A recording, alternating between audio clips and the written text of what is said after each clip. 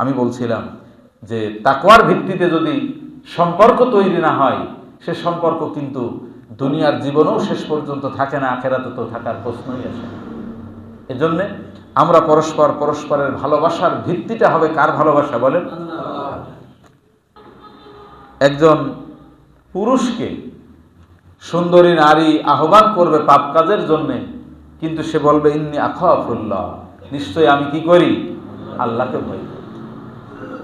তাহলে পাপের সুযোগ থাকার পরেও যারা পাপ করবে না, এই শ্রেণীর মানুষ কিয়ামতের দিন জান্নাত আরশের ছায়ায় আশ্রয় পাবে।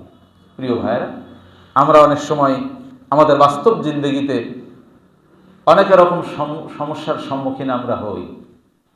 এখানে যদিও একটা নির্দিষ্ট পাপের কথা বলা হয়েছে, যে জিনার আহ্বান করতেছে একজন সুন্দরী নারী, হাদিসের ব্যাখ্যায় বলা হয়েছে, এবং সে পারিবারিকভাবেও সেই নারী হয়তো প্রভাবশালী কোনো ফ্যামিলির নারী, তার সহায় সম্পদ আছে, পারিবারিক ঐতিহ্য আছে, তার চেহারা ভালো। এরপর এই নারী যখন আল্লাহর একজন প্রিয় বান্দার কাছে যখন অন্যায় আবদার করবে, আহ্বান করবে তাকে পাপ কাজের জন্য, সে বলবে ইন্নী আখাফুল্লাহ, নিশ্চয় আমি কাকে ভয় করি? আল্লাহকে ভয় করি। ইউসুফ আলাইহিস সালাতু ওয়াস সালামের ঘটনা তো আপনাদের জানা থাকার কথা। জুলাইখার সাথে ইউসুফ আলাইহিস সালামের যে ঘটনা, সেই জুলাইখার চেহারা কি খারাপ ছিল? জুলাইখা সুন্দরী ছিল, এবং সে অন্যায় আবদার যখন করলো, ইউসুফ আলাইহিস সালাম কিন্তু সেটা প্রত্যাখ্যান করলেন। এরপরে যখন তিনি পিছন দিকে চলে আসতেছেন ফিরে, তখন তার জামা পর্যন্ত সে টেনে ধরেছে। প্রিয় ভাইরা, তাহলে আল্লাহর প্রিয় বান্দা যারা হবে, এখানে যদি একটা নির্দিষ্ট পাপের কথা বলা হয়েছে, কিন্তু প্রত্যেকটা পাপই হচ্ছে আমাদের জন্য ক্ষতিকর। এই ক্ষতিকর পাপ থেকে নিজেদেরকে বিরত রাখা, এর একমাত্র উপায় হচ্ছে তাকওয়া। একমাত্র উপায় কি? তাকওয়া। এজন্য আল্লাহ সুবহানাহু ওয়া তাআলা বলছেন, ইয়া আইয়ুহাল্লাযিনা আমানুত্তাকুল্লাহ হাক্কা তুকাতিহি ওয়া লা তামুতুন্না ইল্লা ওয়া আনতুম মুসলিমুন। হে ঈমানদারেরা, আল্লাহকে ভয় করো যেভাবে ভয় করা উচিত।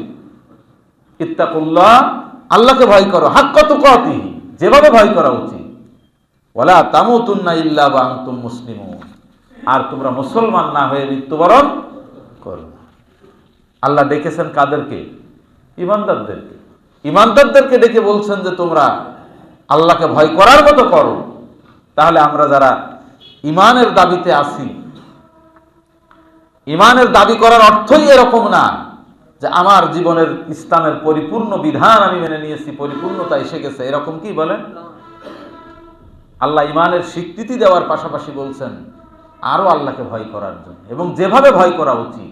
সুতরাং পাপ ত্রুটি বিচ্যুতি আমাদের প্রত্যেকেরই আছে না ভাই? যখন সামনে কোনো অন্যায় কাজ আসবে, আমার অন্যায় কাজের সুযোগ আছে, কিন্তু আমার একমাত্র সে কাজ থেকে বিরত রাখতে পারবে কার ভয়? আল্লাহ। এজন্য আমরা বলি র‍্যাবের ভয় না, ভয় করতে হবে কার? রবের। র‍্যাবের ভয় না, রবের ভয়।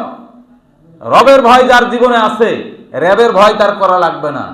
আর যে শুধুমাত্র র‍্যাবের ভয় করে, তার কিন্তু দুনিয়াতে তো ভয় আছেই, আবার আখিরাতেও তার মুক্তির কোনো গ্যারান্টি নাই।